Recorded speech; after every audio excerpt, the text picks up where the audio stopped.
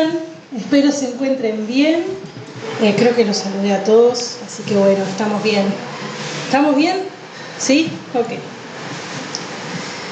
Bueno, hoy vengo a mostrarles algo que seguramente sepan qué es. Capaz que no lo tienen, porque esto en realidad lo saqué de la biblioteca de Gabriel.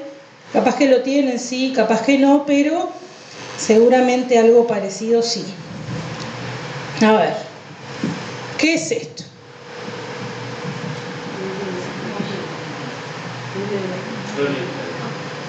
Historias de la Biblia. Bien. ¿Y es para grandes, para chicos?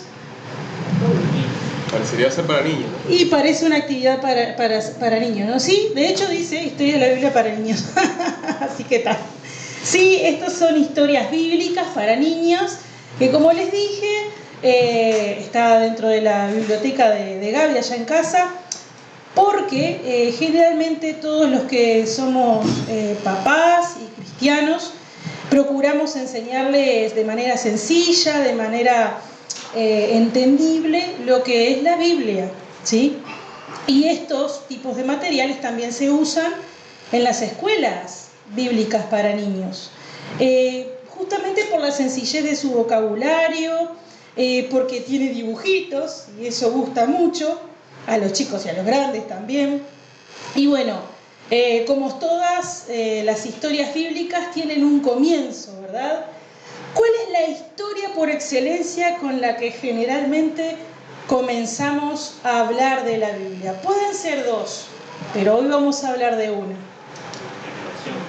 La creación. Muy bien. Hoy vamos a estar hablando de la creación, de todo lo que encontramos en Génesis 1. Y dije una de las dos cosas porque lo otro, con lo que también se comienza a hablar, es de Jesús, obviamente. De la historia, de su historia, de qué vino a hacer aquí en la tierra, y bueno, y todas las cosas que Él tiene prometidas para quienes le siguen. Pero hoy vamos a estar hablando de Génesis 1, de la creación. ¿Qué dice acá? Y mismo comienza la historia bíblica. ¿Qué dice? Si yo leyera, ¿no? Yo con lente y de cerca. Dios hace todas las cosas. Bien, Pablo, Dios hace todas las cosas.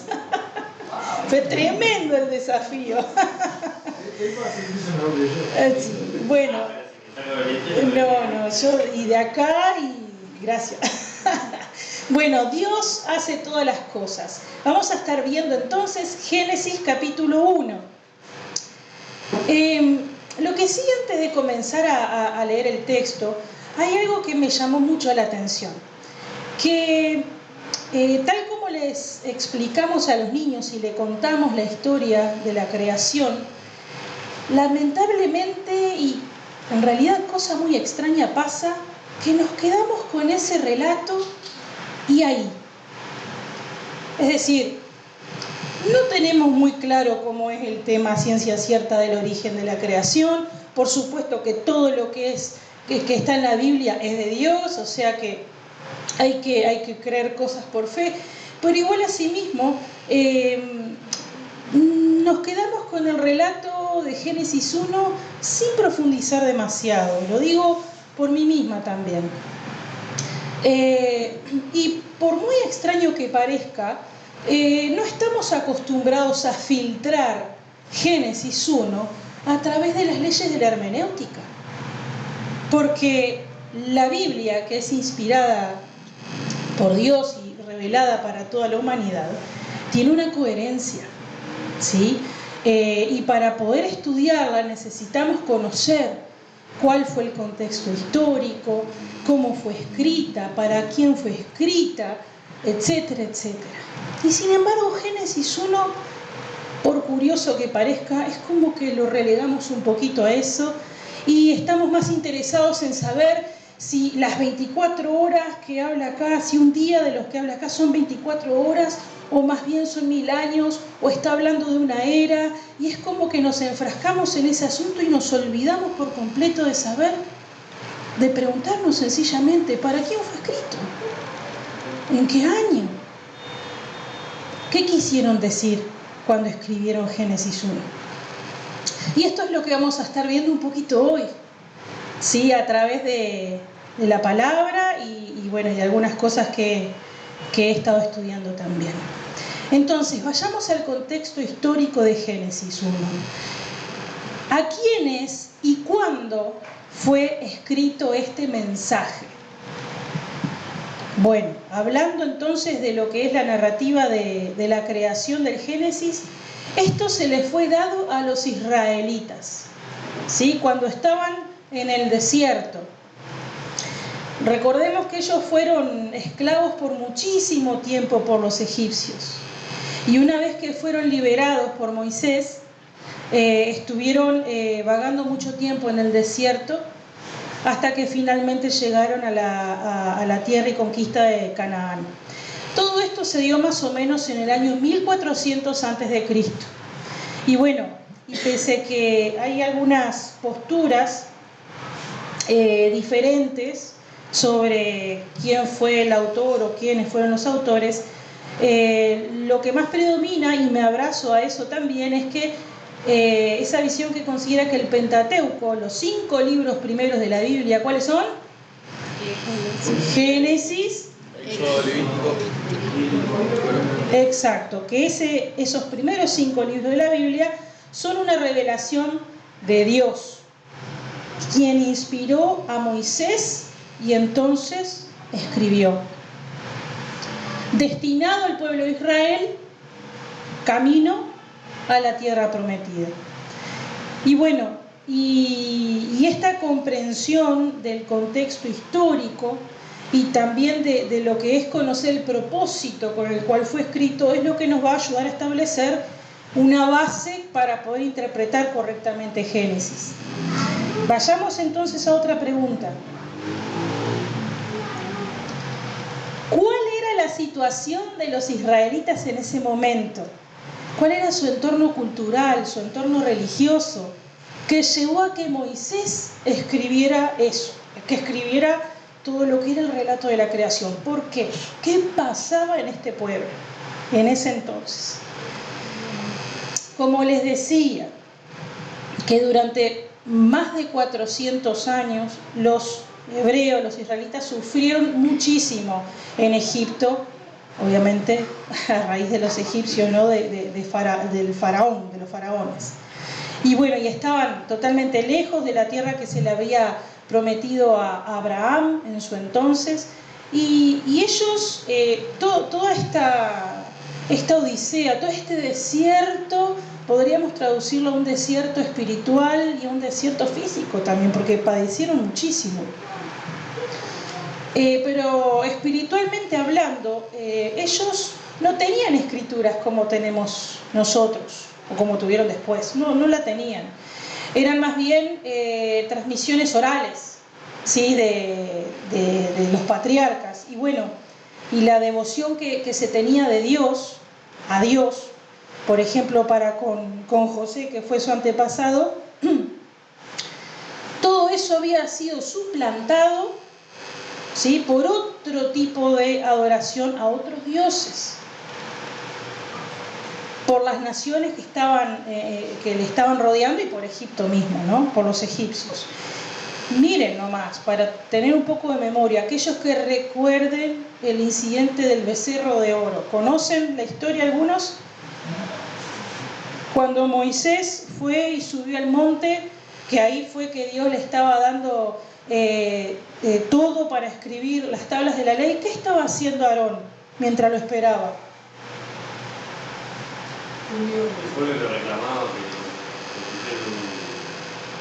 Un becerro de oro, que no tiene nada que ver con lo que es la adoración a Dios. ¿Y por qué? Porque eso era lo que se solía hacer, era parte ya de su estilo de vida, ¿sí? No fue algo arbitrario, era algo que ya estaba dentro de lo que era el pueblo. Los cultos, creo que este era uno de los cultos a la fertilidad. Bueno, de hecho era lo que había en ese entonces, con esto del becerro de oro habían orgías y demás en este tipo de rituales, ¿no? Y bueno, probablemente esto también era algo que solían y estilaban hacer. Y a pesar de haber sido liberados de forma milagrosa, ya les digo, de la esclavitud por medio de Moisés, como les decía, muchos de ellos no tenían un conocimiento de Dios. Tenían un conocimiento mínimo, podían sí saber de Abraham, de Isaac, de Jacob, pero esa fe que ellos abrazaron no la tenían, estaban lejos de eso.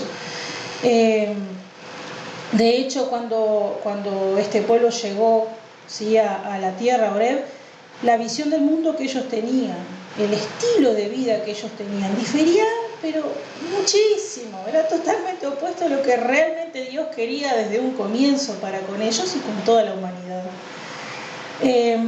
Están muy influenciados por todas las religiones vecinas. La cultura hebrea, y esto es fuerte lo que voy a decir, en aquel entonces era esencialmente pagana, ¿sí? Y por esta razón es que Dios los estaba llamando nuevamente a su pueblo, ¿sí? Porque Él quería de su pueblo, un reino de sacerdotes y una nación santa, como dice un pasaje de Éxodo. Pero para llegar a este punto, a formar un reino de sacerdotes y una nación santa, tenía que haber un recorte monstruoso, radical, dramático de lo que era este estilo de vida, de lo que era la adoración que ellos tenían en ese momento. Y por más de que el pueblo dijo que sí, amén, gloria, sí, seguimos a este Dios, al Dios de nuestros antepasados, en realidad era el comienzo, era el Génesis, no era el comienzo de un largo y duro proceso para realmente formar una cultura divina al mejor estilo de Dios, ¿sí? Iba a llevar muchísimo tiempo la conformación tal como se imaginaba Dios de este pueblo. Entonces, bueno, tenemos acá a Moisés, ¿no? Moisés fue el que tenía que emprender este desafío. Él estaba muy bien preparado, fue fogueado a través de un buen tiempo ahí con Faraón, ¿sí?, en la casa de Faraón. Después luego pasó a estar como 40 años en las montañas, radicalmente, una vida, un estilo radical de lo que era la opulencia a la pobreza también. Y después finalmente se emprende en esta gran tarea de poder reconstruir, de guiar y reconstruir al pueblo en todo sentido, especialmente en el aspecto espiritual. Y como les dije también antes, este pueblo lo que necesitaba drásticamente era una teología diferente a la que estaban viviendo. Cuando hablo de teología, hablo de todo lo que habla de Dios y lo que se conoce acerca de Dios. ¿Qué era lo que necesitaban? Por un lado, conocer a Dios y a sus propósitos, al Dios posta, al Dios verdadero, ¿sí? Otra cosa que necesitaban era una nueva cosmogonía. ¿Qué? Una nueva cosmogonía, sí, esa cara me encanta, Marta. Cosmogonía, es decir, algo que trate de explicar el origen y la evolución del universo. ¿Para qué? Para reestructurar la visión que ellos tenían del cosmos y del universo, para verlo de forma adecuada, de una forma real. Y ahora vamos a ver por qué digo esto. Otra cosa que necesitaban era una nueva forma religiosa que guiara a una adoración al único Dios verdadero. Necesitaban una nueva antropología, ¿sí?, una nueva forma de ver lo que era la condición humana, y también, a raíz de esto, una nueva forma diferente de los conceptos sobre moral y sobre ética, que eran radicales, ¿no? eran diferentes a los que en ese momento ellos estaban viviendo.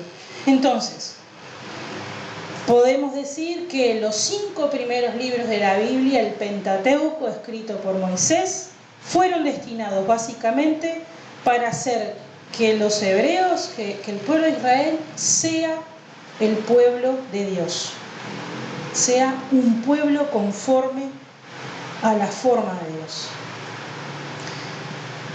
Vamos a hablar de la ubicación. por así decirlo, geográfica, ¿sí? de donde estaba este pueblo de Israel. En ese momento, cada una de las naciones paganas, ¿sí? A raíz de la ubicación en donde estaba el pueblo, ellos tenían cientos de dioses. Bueno, y que, como les dije, también se fueron infiltrando en la vida del pueblo de Dios y dominaban todos los aspectos de su vida. Miren, en ese entonces, y también pasa hoy, ¿no? que a veces los dioses, ¿sí? conforman un todo con la sociedad, es como un todo orgánico, ¿sí? No hay diferenciación entre la sociedad, los dioses, la naturaleza, las cosas. Entonces la religión en ese sentido existía para el bienestar de la sociedad y no tanto para mantener una relación individual con la persona. Y si vos pretendías en aquel entonces cambiar de religión, no ibas a poder. Estabas como obligado y destinado a llevar lo que en ese momento estaba. Pero sí, solo sí podía pasar si había una aculturación. Esto es, cuando una nación, un pueblo era conquistado por otro, entonces ahí los dioses se peleaban y los dioses vencedores quedaban con el halago de todo el pueblo conquistador y de aquellos que fueron conquistados. Los otros fueron al tacho. Pero era la única forma de poder cambiar de dioses. Bien, en Egipto, por ejemplo, solo se adoraba a los dioses egipcios. ¿Sí? ¿Alguno que conozcan? Anubis. Ra. Bien, en aquel entonces eran ese tipo de dioses y más. Y miren qué interesante, esto es algo nuevo que aprendí, que cuando Moisés les pidió inicialmente al faraón que le permitiera irse a los hebreos, ¿sí? Porque Moisés, después pasaron todo el tema de las plagas, ¿no? Pero al principio fue en una buena, y le dijo, déjanos ir. Pero cuando le dijo eso, también les dijo, permite que mi pueblo, que esto, los hebreos, hagan un viaje de 3 días al desierto para adorar a su Dios. ¿Por qué? Porque era la jurisdicción de los dioses. Entonces, en un viaje de 3 días había todo un kilometraje, por así decirlo, una distancia, donde era básicamente la jurisdicción de los dioses egipcios. Entonces, pasando esa zona limítrofe de jurisdicción de los dioses, no iban a ser atormentados los dioses egipcios y los judíos, los israelitas, iban a tener la posibilidad de adorar tranquilamente sin ningún tipo de temor. Impresionante, ¿no? Bien, sí, Israel abandonó Egipto, como podemos ver, pero no abandonó su forma de ver el mundo, lo miraba a través de los ojos de los egipcios todavía y de todo el paganismo que le rodeaba.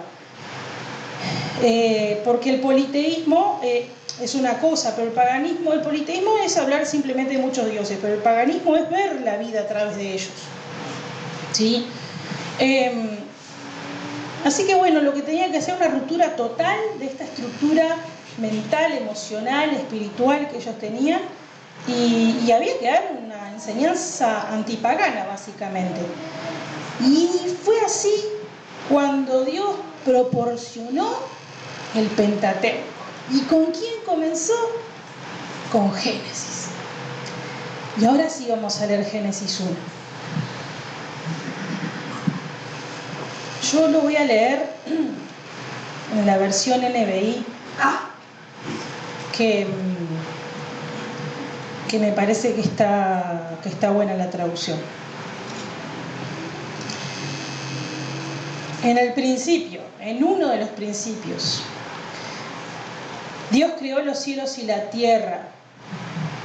La tierra era un caos total, las tinieblas cubrían el abismo y el Espíritu de Dios se movía sobre la superficie de las aguas.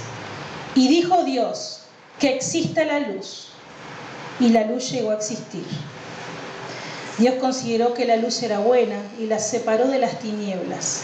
A la luz la llamó día y a las tinieblas noche. Y vino la noche y llegó la mañana, y ese fue el primer día. Vamos con el 2. Y dijo Dios, que exista el firmamento en medio de las aguas que las separe. Y así sucedió. Dios hizo el firmamento y separó las aguas que están abajo de las aguas que están arriba. Al firmamento Dios lo llamó cielo. Y vino la noche y llegó la mañana, y ese fue el segundo día. Vamos con el 3. Y dijo Dios, que las aguas debajo del cielo se reúnan en un solo lugar y que aparezca lo seco. Y así sucedió. A lo seco Dios lo llamó tierra y el conjunto de aguas lo llamó mar. Y Dios consideró que esto era bueno. Y dijo Dios, que haya vegetación sobre la tierra, que ésta produzca hierbas que den semilla y árboles que den su fruto con semilla, todos según su especie. Y así sucedió. Comenzó a brotar la vegetación, hierbas que dan semilla y árboles que dan su fruto con semilla, todos según su especie. Y Dios consideró que esto era bueno, y vino la noche y llegó la mañana, y ese fue el tercer día. Vamos por el 4. Y dijo Dios, que haya luces en el firmamento que separen el día de la noche, que sirvan como señales de las estaciones, de los días y de los años, y que brillen en el firmamento para iluminar la tierra. Y sucedió así. Dios hizo los 2 grandes astros, el astro mayor para gobernar el día y el menor para gobernar la noche. También hizo las estrellas. Dios colocó en el firmamento los astros para alumbrar la tierra, los hizo para gobernar el día y la noche y para separar la luz de las tinieblas. Y Dios consideró que esto era bueno. Y vino la noche y llegó la mañana, ese fue el cuarto día. Vamos por el 5. Y dijo Dios, que rebosen de seres vivientes las aguas y que vuelen las aves sobre la tierra a lo largo del firmamento. Y creó Dios los grandes animales marinos y todos los seres vivientes que se mueven y pululan en las aguas y todas las aves según su especie.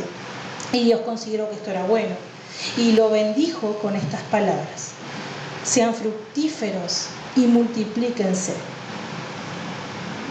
Llenen las aguas de los mares, que las aves se multipliquen sobre la tierra. Y vino la noche y llegó la mañana. Ese fue el quinto día.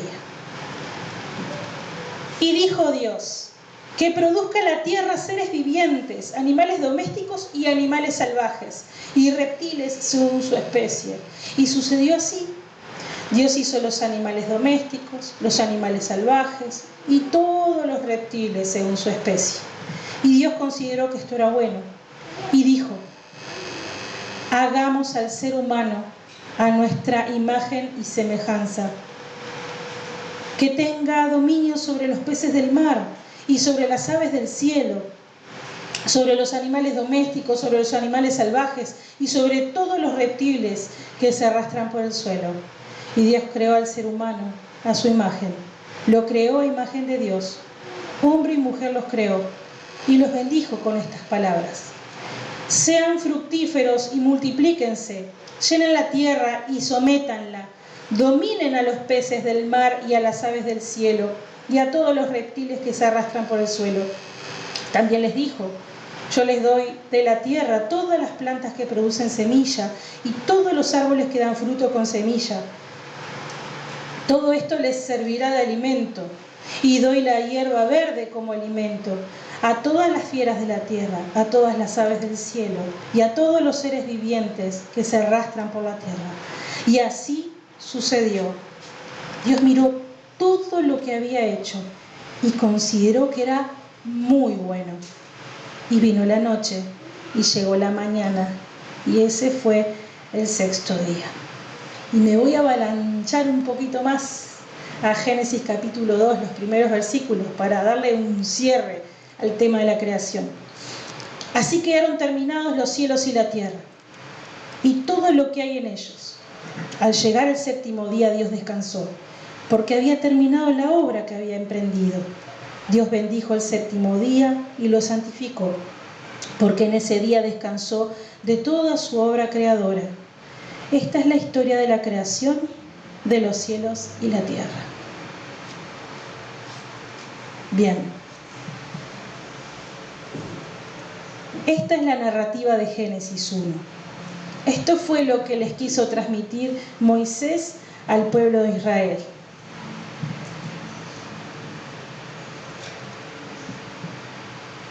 ¿Cómo fue escrito esto? Este texto. ¿Cómo lo interpretaban ellos? Puede ser que lo haya escrito en prosa, como una historia cuento, era una poesía, era una parábola. ¿Cómo fue escrito Génesis para después poder interpretar cómo lo interpretaron ellos en su momento? Bien, estas son preguntas re importantes, porque en función a esto es que vamos a poder comprender más qué quiso decir Génesis 1. Y de hecho, Génesis 1 es una exquisita mezcla, realmente es asombrosa entre lo que es prosa y lo que es poesía. ¿Esto qué quiere decir? Bueno, que el pasaje usa un lenguaje figurado para describir hechos, en este caso la acción de Dios sobre la creación del mundo y de la humanidad. Esta escritura de Génesis es una narración histórica. Lo que presenta aquí como figura literaria mucho es un antropomorfismo que se conoce, y esta palabra rara lo que nos indica es que nos muestra a Dios como que si fuera un hombre, como que hablara, de hecho habla, ve, trabaja y descansa, ¿sí? Pero a la vez tiene una conexión intrínseca con lo que son hechos reales, con lo que es la obra creadora de Dios por su mano. Para poder indagar sobre este asunto necesitamos un estudio bíblico de no sé cuántos días. Es riquísimo lo que podemos hablar sobre lo que es este género literario, lo que fue la estructura de cómo fue escrito Génesis, cada prosa que tiene similitudes una con otra, incluso las palabras en el hebreo, lo que significan en realidad, que algunas se pueden definir más y otras están ahí como más inconclusas. Es impresionante todo lo que podemos indagar sobre este asunto, pero no vamos a entrar en eso porque tenemos que hacerlo más sintético todo, más concreto, y además lo que sí quiero ir por el camino que quisiera marcar es que el desarrollo de este asunto lo que sí nos muestra es simplicidad. Pese a todo lo que les dije recién, a todo lo complejo de lo que podemos aprender, en aquel entonces para ellos era realmente simple de entender. Era escrito de forma sucinta, de forma concreta, con un lenguaje común para ellos, y que les explicó clarito lo que les quería explicar. Entonces la pregunta del millón es: ¿qué les quería explicar Moisés al pueblo en ese momento a través de Génesis 1?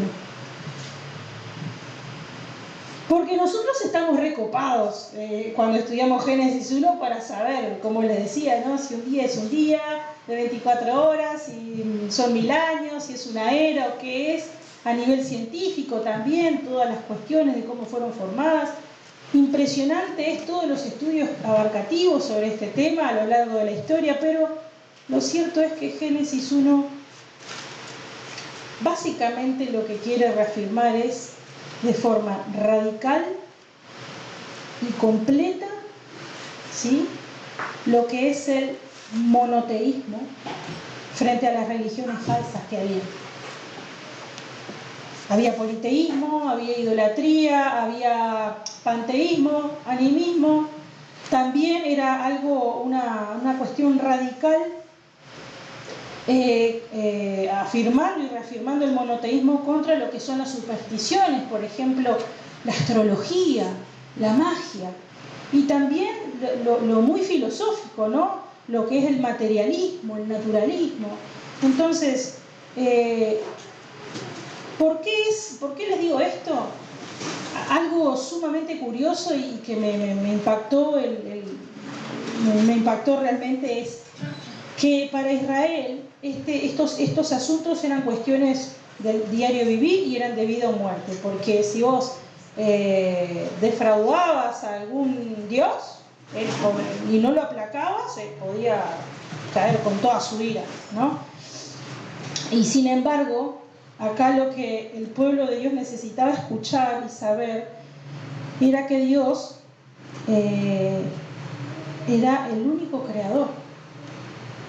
No necesitaban conocer el cómo de la creación, si fue a través de una partícula, el Big Bang, o vaya a saber qué. No era tanto el cómo, sino quién hizo la creación. Y que ese Dios era el que quería tener un pacto como pueblo e individual con ellos. Y que era nada más y nada menos que el creador y el que controla el mundo. Y bueno, no es como los muchos dioses paganos, que cada cierto tiempo tenían que replantearse a ver quién había hecho la creación.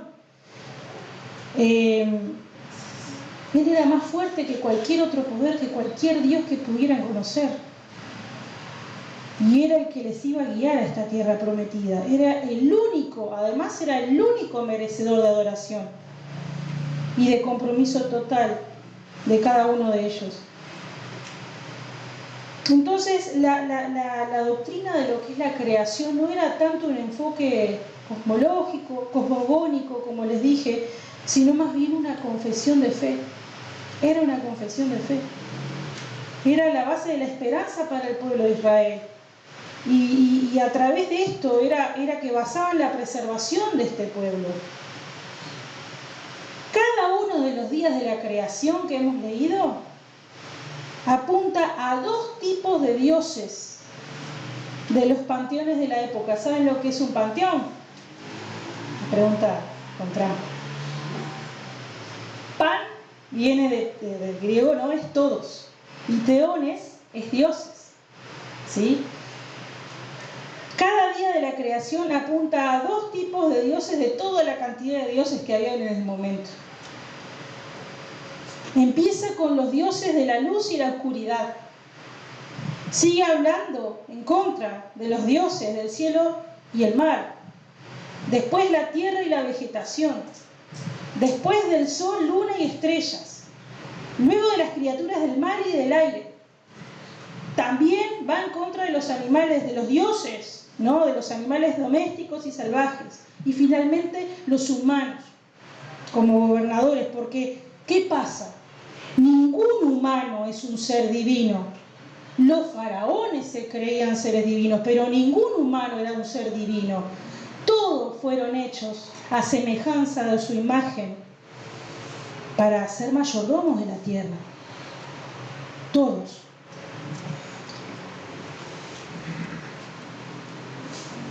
Y bueno, esto era lo que les quería enseñar a los israelitas en aquel momento, que no le tengan miedo a la creación. La creación no es un Dios en sí misma. La creación es materia, creada por Dios, buena, pero no hay un Dios atrás de todo eso. Y para ellos era radical esto de Génesis 1. El monoteísmo, la desmitificación de lo que era, la desdivinización, de lo que era la naturaleza, el hablar de un Dios creador que quiere un pacto con ellos.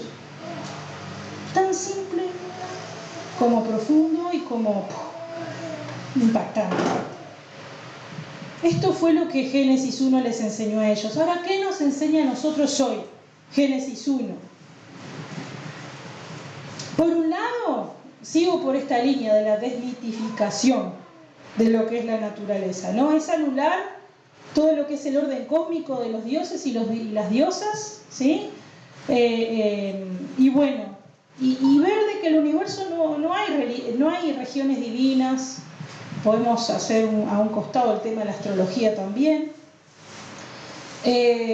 Sin embargo, esto no significa de que la naturaleza sea algo secular, sea algo que no hay que darle importancia.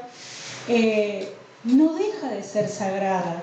Recordemos, fue creado por Dios y Dios dijo que era muy bueno lo que él había hecho. y que incluso más está en nuestras manos como seres humanos el sojuzgarla y el cuidarla. Sigue siendo creación de Dios buena y fue hecha para su gloria y fue preservada gracias a su poder. Otra cosa es que el Antiguo y Nuevo Testamento conectan el poder creador de Dios con el amor redentor de Dios para con nosotros. Hay unos pasajes que me los voy a saltear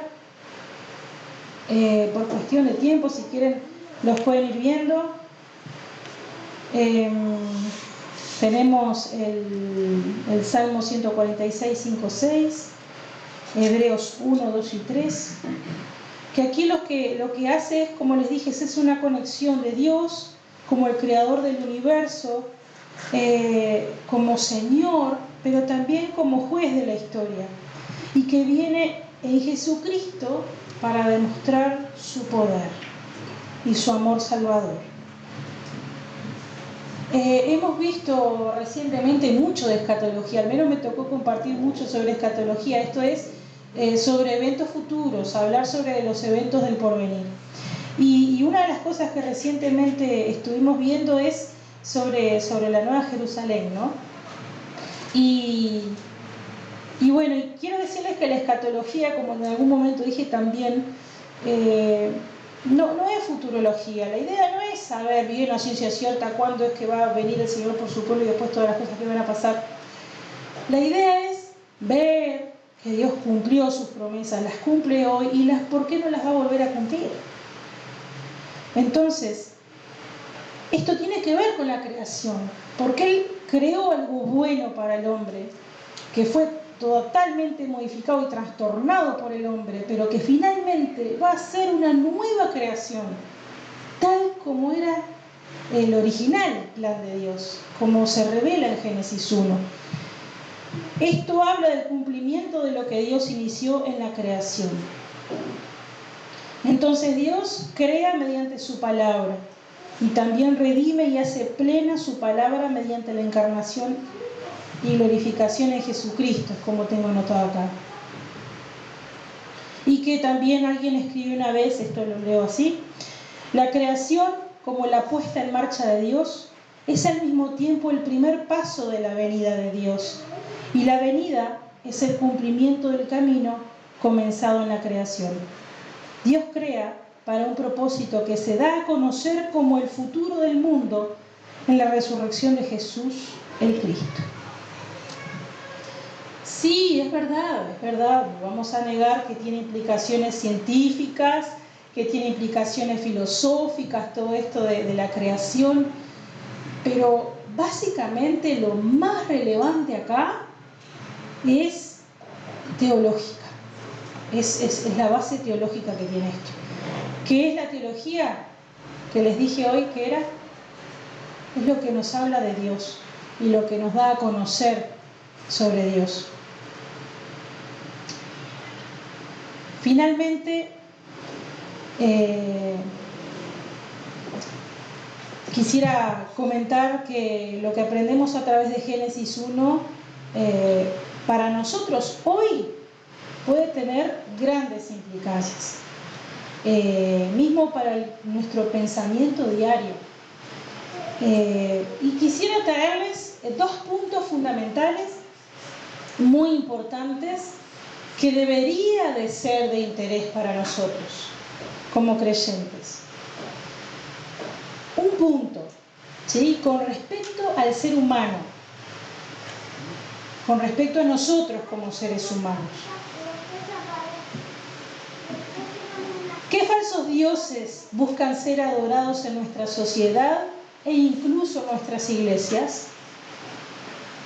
¿Qué falsos dioses buscan ser adorados en nuestra sociedad e incluso en nuestras iglesias? El antiguo Israel era bombardeado por un montón de dioses, de deidades, que se infiltraron en esa sociedad, y capaz que no sigamos esos mismos dioses que ellos tenían, ¿sí?, o que se adoren esos dioses, pero sí, seguro, seguimos y ponemos en el centro a otros, entre comillas, a otros. Y que poniéndolo en el centro de nuestras vidas a esos otros, también surgen las mismas, producen los mismos resultados que la adoración a los otros dioses que ellos tenían. Por ejemplo, la mucha información que hoy manejamos, que por un lado está bueno, porque tenemos acceso a otro tipo de conocimientos que en aquel entonces no habían, pero el bombardeo de la información que tenemos, y si no llegamos a estar bien parados y saber filtrar bien, nos da vuelta la cabeza. Nos puede confundir muchísimo. No estoy diciendo de no investigar, al contrario, hay que ser buenos estudiosos de la Biblia, pero convengamos de que hay quienes buscan de un lado, del otro, y picotean allá y picotean acá, y tienen un malambo en la cabeza con respecto a la fe, que no saben en realidad en quién están creyendo, porque por un lado le oran a Dios y creen en todo lo que el poder que él tiene, pero también dejan la Biblia abierta arriba de la mesita de luz por las dudas, no sea cosa que venga el dicho mal, no sé, porque la Biblia abierta capaz que da luz, no sé. Y ese tipo de cosas pasan en nuestra cultura cristiana, y ni que hablar con aquellos que no son cristianos, ¿verdad? Entonces, ¿quiénes son esos otros que pueden llegar a estar en nuestro centro, que nos desvirtúan de lo que es una verdadera adoración al único Dios verdadero?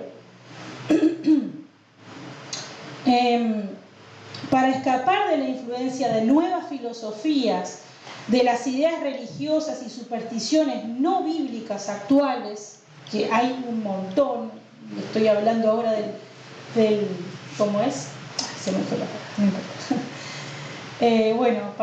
Para poder erradicar y escaparnos de estas cosas, Génesis 1 es sumamente necesario de poder ser contemplado y apreciado con urgencia, porque nos muestra al único Dios verdadero a quien debemos dar honor, debemos ser completamente para con Él, nos muestra la realidad tal cual es de lo que es la creación, de lo que es la naturaleza, de lo que es el ser humano, y nos para en una plataforma certera, ni más ni menos.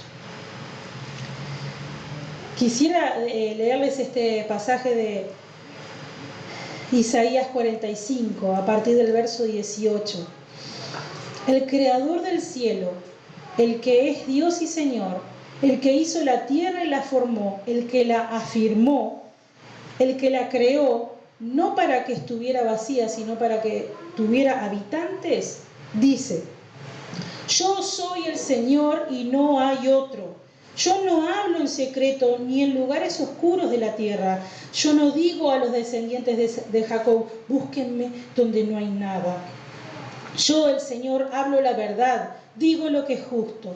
Reúnanse y vengan, acérquense todos los sobrevivientes de los pueblos. Son unos ignorantes quienes llevan en procesión sus ídolos de madera y se ponen a orar a un Dios que no puede salvarlos. Hablen y presenten sus pruebas. Consúltense si quieren unos con otros. ¿Quién predijo estas cosas desde el principio? ¿Quién las anunció desde hace tiempo? ¿No fui acaso yo el Señor? Y no hay Dios fuera de mí. Fuera de mí no hay Dios victorioso y salvador. Vengan a mí, que yo los salvaré, pueblos del extremo de la tierra, pues yo soy Dios y no hay otro. Yo lo juré por mí mismo, hice una promesa.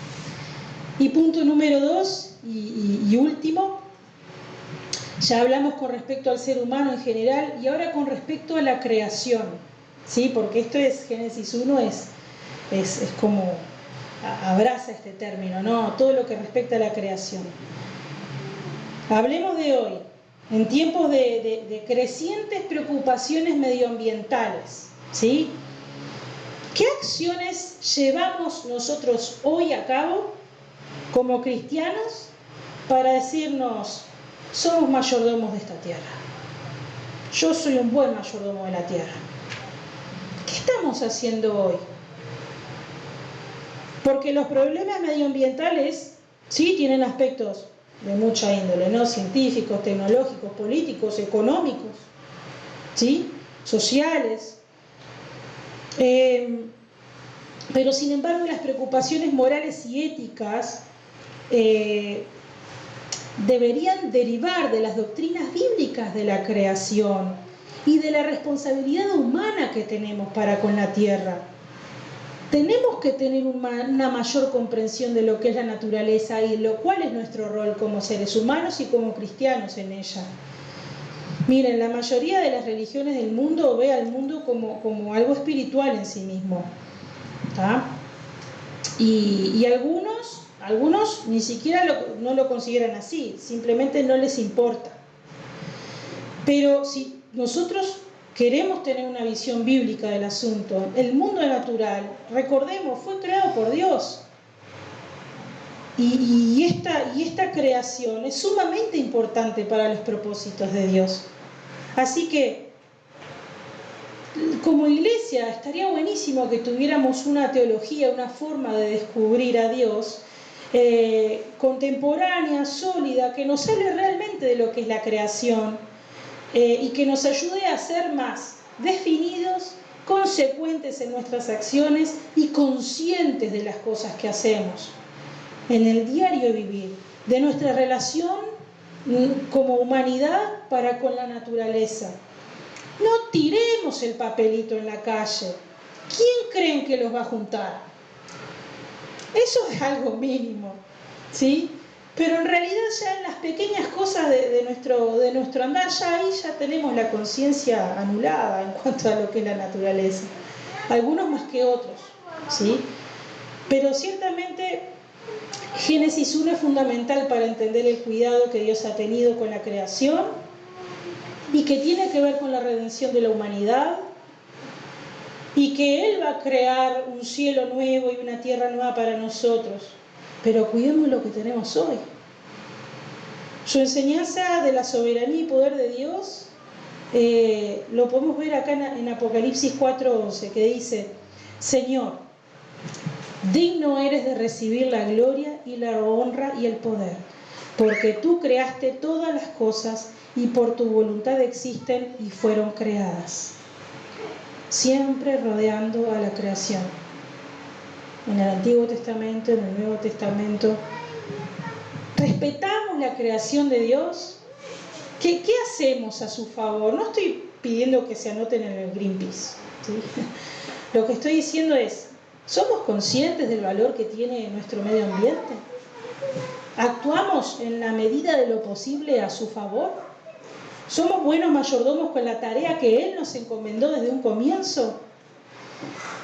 Les dejo estas preguntas para que queden picando en ustedes y en mí.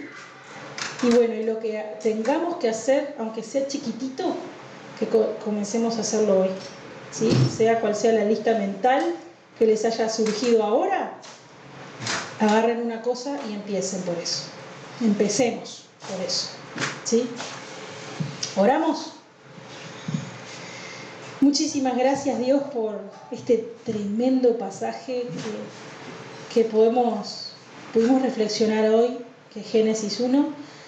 Te doy gracias, Dios, porque es maravilloso todo lo que es la creación, el poder contemplarla, el poder disfrutar de las lindas noches de verano, el asombro que nos generan las tormentas cuando las vemos en la playa. Todo lo que ha sido creado por ti, Dios, ha sido bueno. Y espero que eso también pueda ser algo que entre en conciencia en nosotros para poder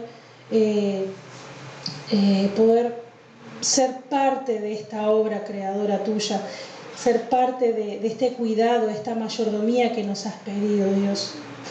Porque todo esto tiene que ver con la redención del ser humano, todo esto tiene que ver con lo que nos espera a futuro. Qué bueno es saber que con sencillas palabras, creo que un estudio decía que no eran más de 1000 palabras lo que decía Génesis 1, con esa sencillez, ¿Cómo le explicaste al reino, al pueblo de Israel y a nosotros de que hay solamente un Dios, creador de los cielos y de la tierra, y que quiere ser nuestro amigo, que quiere ser el que haga pacto con nosotros para nuestro favor y caminar juntamente? Qué tremendo es Génesis, Señor, qué tremendo es Génesis 1, y gracias por darnos la oportunidad de conocer un poco más sobre lo que es tu palabra, sobre lo que es este texto, y bueno, y espero que todo esto sirva para poder aplicarlo en nuestro día a día, que no temamos a los dioses o a las filosofías o nuevas religiones que nos puedan rodear, sino que procuremos siempre adorarte a ti y por supuesto cuidar de la creación que nos has mandado ser mayordomos. En el nombre de Jesús. Amén.